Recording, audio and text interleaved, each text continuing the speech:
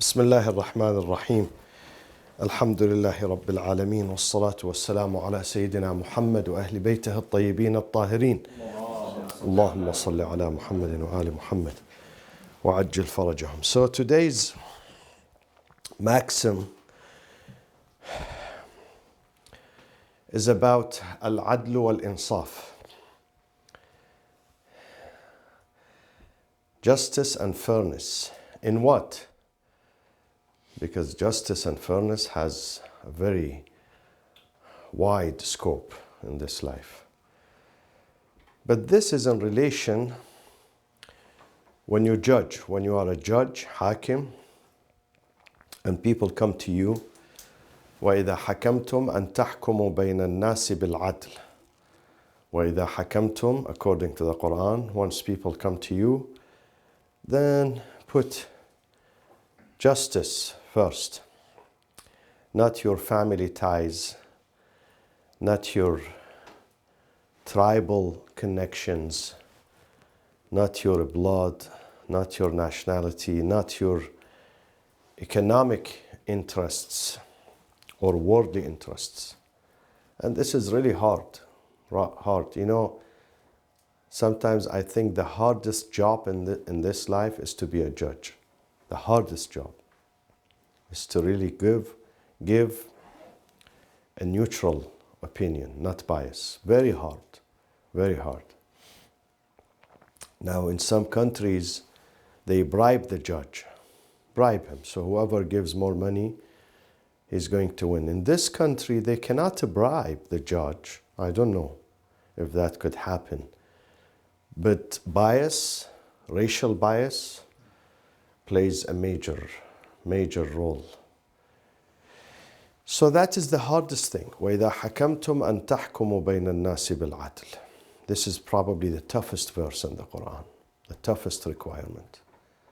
That when the plaintiff and the defendant, they stand before you, you don't incline towards one without reason. You know, sometimes I decline to do even marriage counseling, let alone judging, because both are friends and both expect me to sympathize with their cause, whether they are right or wrong. They don't understand. This is our friend, the friend of the family, so I expect him to be in my favor. So I decline. I say, no, sorry, I'm not the right person. Find someone else. I can't. If you want me to be biased, I can't. Here, the maxim says, incorporate justice, adlu wal insaf. In relation to a specific, of course it is required in all types of judgments, but this comes when they stand before the judge. Both of them are plaintiffs. Both of them are mudda'i. Both. There is a piece of land. Both of them, they say, this belongs to me. There is a property. There is a house. There is a car. There is a material object. Both, they say, this is mine. They have no witnesses. No bayyina, no shahid, no witness. Neither there is an indication there. So there are no witnesses. If there are witnesses, we have to call upon the witnesses, summon the witnesses. But if there is no witness, and both they say, they have strong argument that this piece of land is mine. The other has no right in it.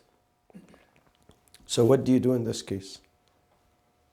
When there are no witnesses, neither there is an indication that one of them, you know, let's say he has papers, he has documents.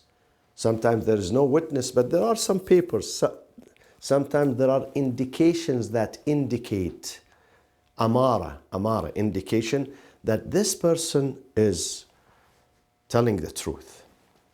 Or that person is not telling the truth.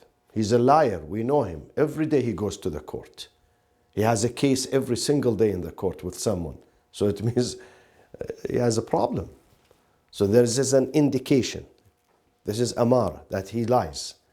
Because if every day he picks up a fight with someone over something, so it gives me as a judge, an indication that this, this guy is problematic. But suppose I don't know anything about them, no witnesses, no papers, no indications. What do we do in this case? Can you swear Yameen? No Yameen, because both of them they swear. Both they swear that this is my land. This is my property. Exactly. So this is the solution. That piece of land, when there is no favorable indication, then we have to divide that into two pieces. And we divide the money or the land between them. Whether it's a land, whether it's an cash money, whether it is golden jewelry, whether it is anything. It will be divided in halves. What if one of them is occupying the land already?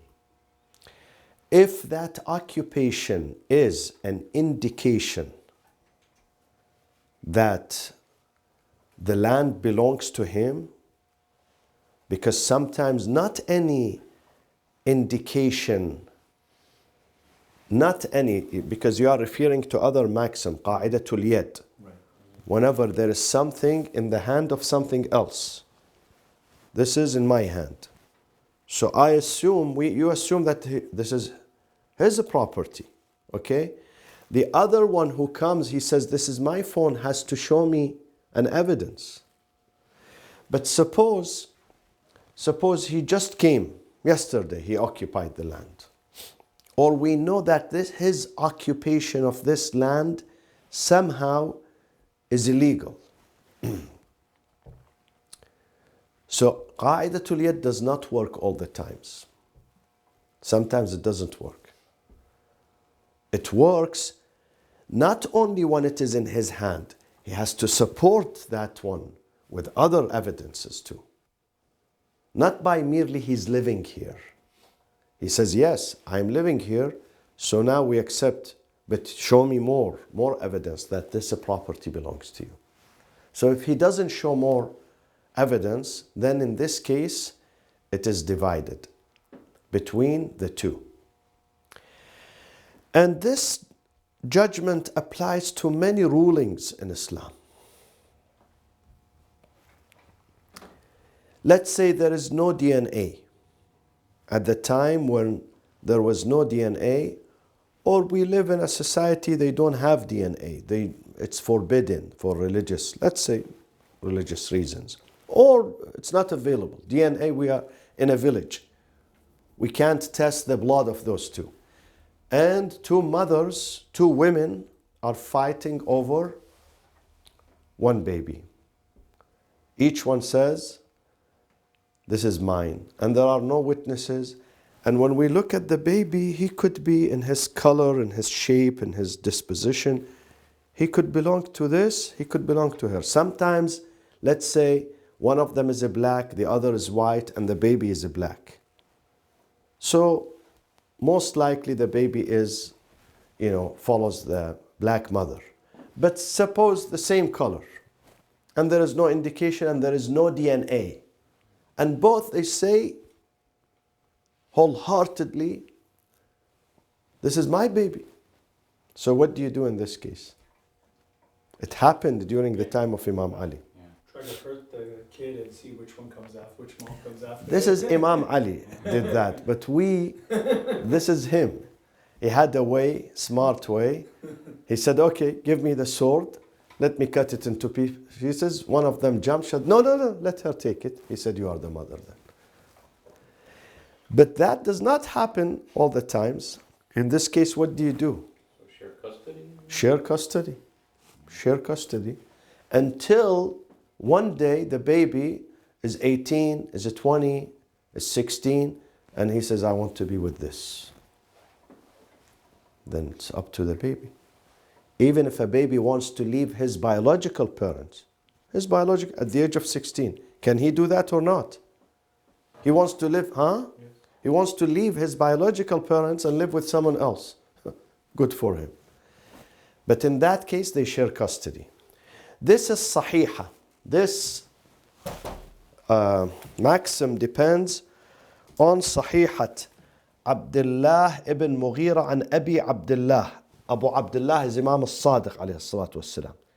في رجلين كان معهما درهمان. This is one coin. This is another coin. Dirham. There were two dirhams. Two coins. Okay? Let's say each dirham is 50 cents. 50 cents. Okay? This is 50 cents. And they were fighting over them. Of course, at that time, the dirham was silver coin. So it had some worth. So one of them said, "Ad-dirhaman li." One of the plaintiffs said, "Both are mine." The other said,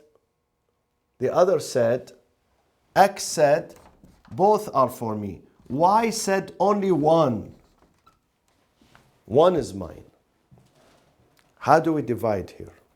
And there is no evidence, there is no witnesses. We couldn't figure out who's who, who's telling the truth and who's not. X says both are mine. Y says one is mine. So what do you do here? Let's say they are 50 cents, the total of 100 cents. How do we divide them? How much we give to X, how much we give to Y? So one gets 75, one gets 25. How did you reach this conclusion? Well, they both agree that one is for the other guy at least. Mm-hmm. The controversy is over the other. So this guy says, I have one. Right. Okay? So he has share in what? In only one. And we divide that one into two pieces. So Y gets 25 cents. X says both are mine. So we give him only the half of both. We give him one because he says one is mine and the other says one is not mine. So he gets 50. Plus he gets the half of the second, which is 25. So one gets 75 and one gets 25. Did you pay attention to this, my friends? Is it clear? So Imam says, فقال أحدهما الدرهمان لي وقال الآخر هما بيني وبينك. فقال, Imam al-Sadiq says, أما الذي قال هما بيني وبينك. This guy, why? He confessed, فقد أقر بأن أحد الدرهمين ليس له. One dirham is not for him. Only he has one dirham. So we give him half of that, which is 25. ويقسم الآخر بينهما. So one is not for him. It is sold. This one is sold. He says it's not mine. So he's fighting over one. That one has to be divided into two. So that one gets 50 first and then 25 by 25. So this one gets 75 and this one gets 25. Al-jam'u bayna al-haqqayn. This is another maxim. It says al-jam'u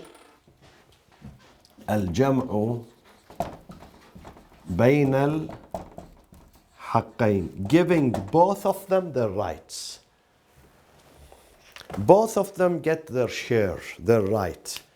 You don't favor one above the other for no reason. You don't. And that is the best solution.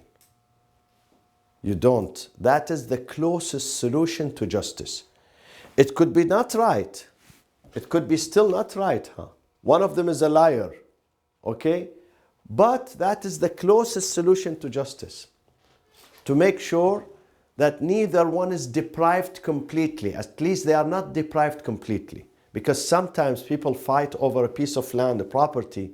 one of them gets 100%, the other goes empty-handed, goes back home, nothing. Yeah, if Y was the liar, then he's losing. You should have said 2. Yeah.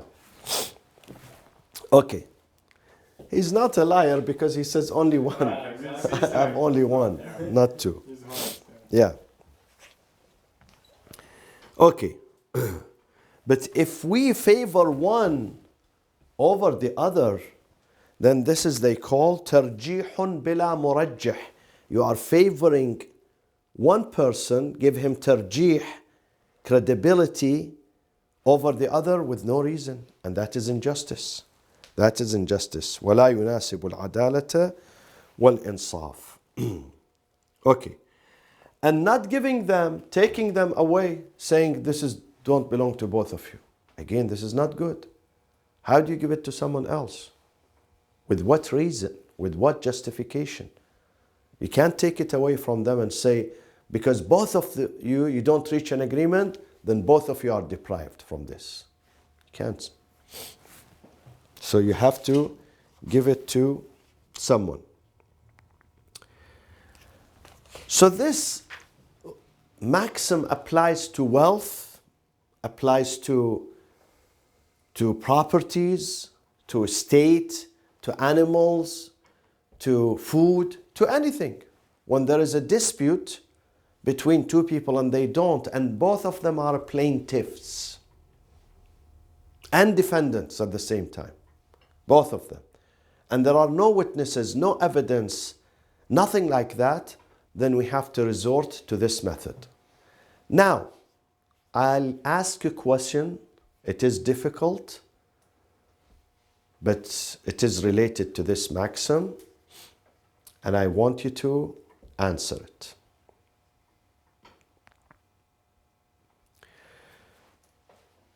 Two brothers died in a shipwreck, or in a fire, or in an airplane crash. Two brothers. They had no children. They had no wives. And no children.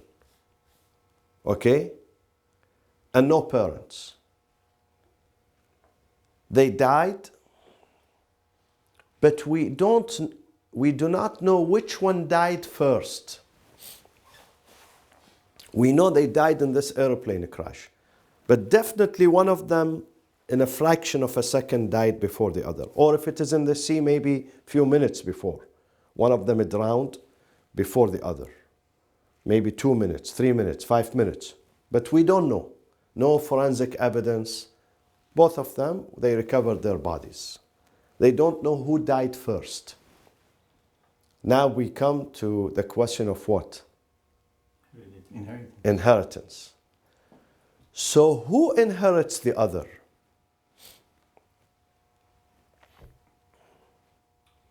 Why I say two brothers with no children? Because if they had children, doesn't matter who died first, who died second, because the inheritance goes to the children. Doesn't matter. But because we know the first tabaqa, first level of inheritance are wife, children, and parents. The brothers and sisters don't get anything. The brothers and sisters are the second level. So in the absence of people of the first level, the turn goes to the second level. Because if they had children, no problem. One of them died before the other because the inheritance does not go to them. It goes to their children. The inheritance of every Zayd goes to his children. The inheritance of Amr goes to his children. Has nothing to do with their brothers. But now that they don't have children, it goes to the brothers. So it is related to them. So we need to know which one died. If Zayd died first, then Amr inherits Zayd, his money. If Amr died first, then Zayd will inherit him. But Maulana, they don't have any family, right? Mm. So whether one of them die first or nothing, the brother will take the same thing because they are brother of both. Yeah. But one of them has to, let's say both have two properties, two homes. So if Zayd died, his house goes to his brother. Right. Okay? And then people who inherit Amr, they take the two homes from Amr. Yeah, but they are from the second level. Uh-huh. But the second level are the other brothers. Yes. Right? So, but anyway, the other brothers will take both of them. I mean, they will share it because it's... But let's say they wrote a wasiyah. Ah, I see. Okay. And in the wasiyah, one third of it has to be executed, goes to someone else. One of them wrote wasiyah, one third of his wealth, the other didn't write. Or one of them wrote to this mosque, the other wrote to that mosque. Or one can have debt and he has to pay the debt. Or debt. Let's say one of them has debt, so his money has to go before they inherit, anyone inherits that, it has to go to his debt. So how do we know? How do we know who died? We don't know. There is no way. They were in the boat capsized, they both were salvaged, and we could not find, no way we could find which one died first. So do you know if there's one that's older than another, or are they both the same age? Are they twins? Does it make any difference? Age should make a difference, isn't the older brother? At that, Maybe he died. in inheritance, it doesn't make. Age doesn't make a difference? Maybe the younger dies before the older. No, but if we don't know, I'm saying, if Yeah. we don't know who died, then then the next thing... Age does not play any role. Could be the younger one died before the older. He drowned before the older one. No, but if once we have an ilm and we know which one died, then yes, that... Yeah. I'm saying we don't know which one died. This is the question. So that's what I'm saying. Dr. Doesn't it Omid, just go to the older if one? we know, no. If we know which one died first, then the problem is solved. Right. The problem is that we do not know. So age does not play any role. The older does not get anything because he's older. The older only gets the ring of his dad, ring and his cane and his pen, these things. And this is from the dad, not from the brother. So in this case, my friends, we apply this maxim. We say we don't know. So half, we divide the property into half, both of them. Half of this property goes to this, and half of that property goes to this. Meaning you take both of their wealth, Mm, you accumulate it and split it right in half. exactly. So you give the other brother this half and the other brother the half that he had. Yes. Right. Now, in case the husband and the wife, wife have no children. Husband and wife, they both had money, okay? They both were working. They had investments, working, properties in their own name. It's not shared, not community, their own name. They died again, airplane crash, boat, fire. We don't know which one died first. Did the wife die first? The husband would inherit her. Okay? And then those who inherit the husband will get the wife's share too. Or the husband died first, so the wife inherits him, and then those who inherit the wife gets the share. Are you with me? Because whoever is going to inherit the husband or the wife is going to get the bulk of the money. And they don't have children. She has her family, he has his family, his parents, let's say. She has her parents. The parents of the husband or the wife are going to get the money. What do we do in this case? Doesn't the wife, if she's alive, she would inherit 1/3 or I don't No, not 1/3. Yeah. If he has, Dr. Ali, if the husband dies, his wife, if they have children, she gets 1/8. 1/8 of her husband's wealth. Excluded the land, not the land. For instance, if there is a house, that house, the land is worth $400,000 and the building is worth $200,000, she doesn't get her share from the land. She only gets her share from the building. From the building, not the land. So if he has children, she gets 1/8. If they don't have children, then she gets 1/4. The husband, if his wife dies, if they don't have children, he gets 1/4. If she doesn't have children, if they have children, she gets 1/4. If they don't have children, he gets 1/5. I mean, half. One half. Is this correct or not? 1/2. 1/2. 1/2.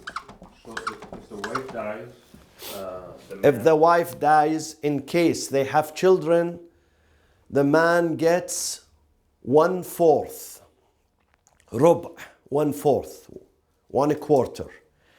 If they don't have children, the man, the husband, gets the half. 1/2. In her case, if her husband dies, they do have children, she gets 1/8. If she doesn't have children, if they don't have children, then she gets 1/4. So is that again for the husband, is that the building? No, and no, the no, land? no, no. It's both. The husband, he's lucky. He gets everything. The 400 plus the 200 and you split it quarter. So in this case, they both died. We don't know who died first. The case goes to the court. How do we divide their estate? so he's gonna get, he said no children, so he's gonna get half her estate, and she's only gonna get a fourth. So how do we divide their estate? According to this, So we have to sum both and then take the half of it. no. I No, mean like 1/4 plus 1/2. no, of no, half no, no, And divide by no, no, no, No. no. So yeah. We have to assume two scenarios.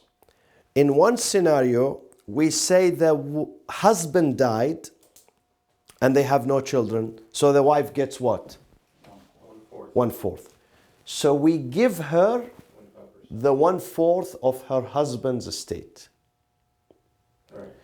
Then we come to the husband because they have no children, and we assume that the wife died before him, so he gets 1/2 of her estate. And then it goes to the inheritors. So we assume that they were living, one of them died before the other.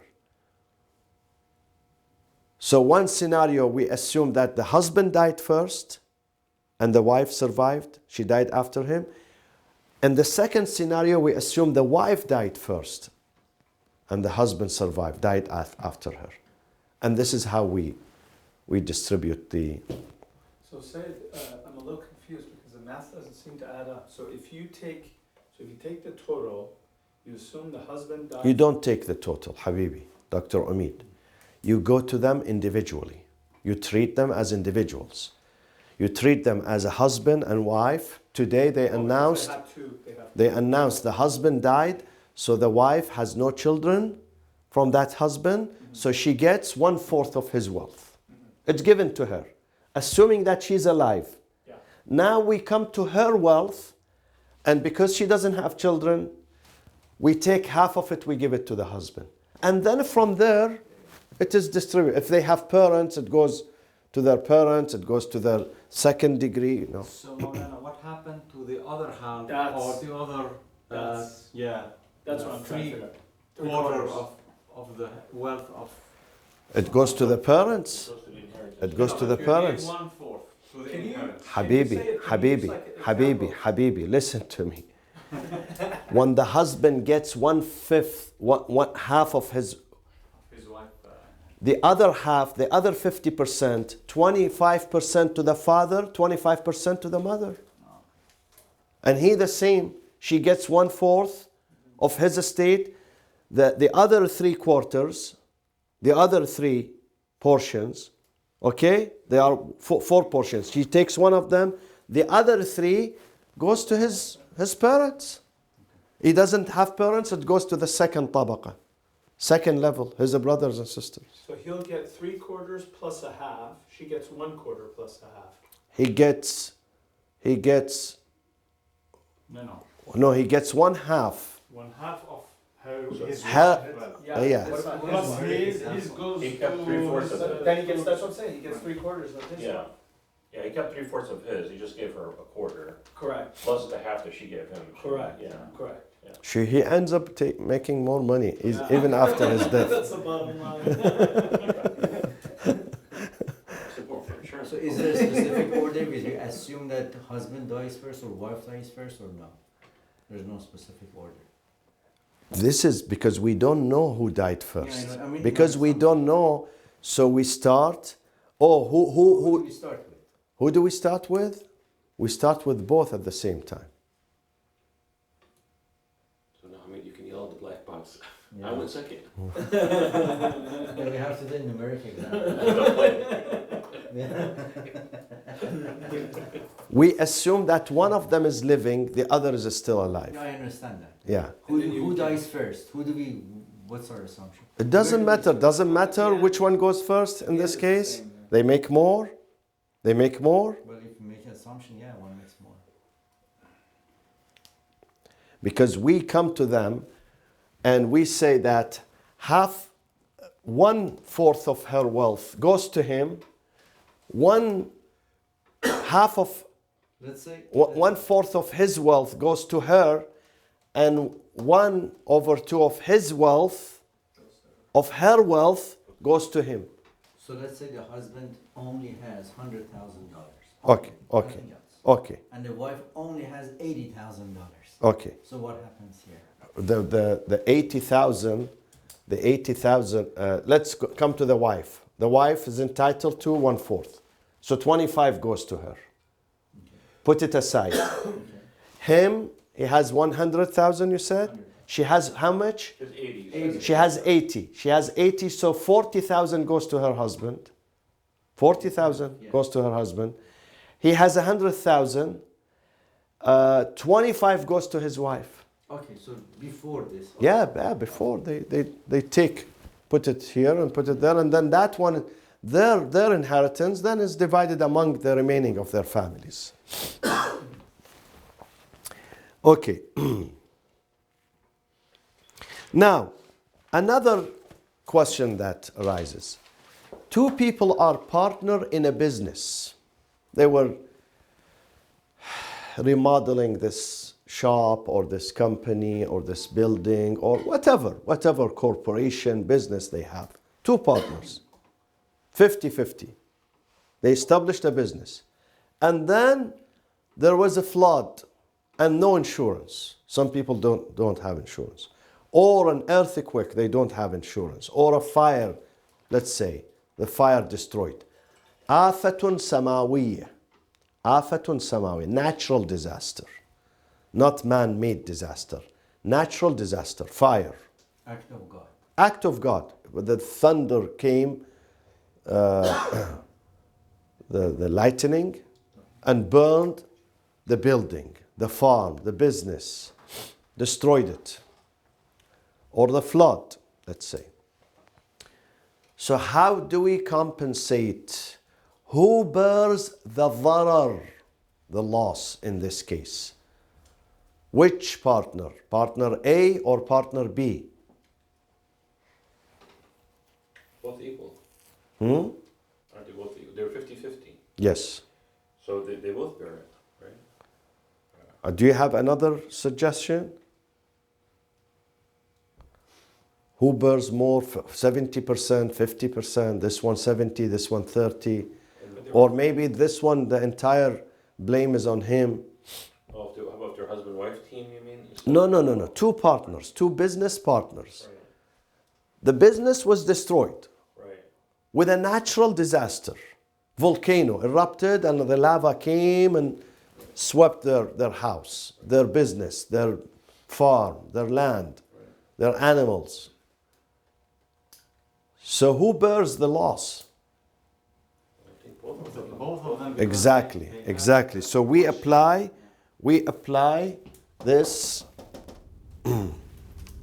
this maxim.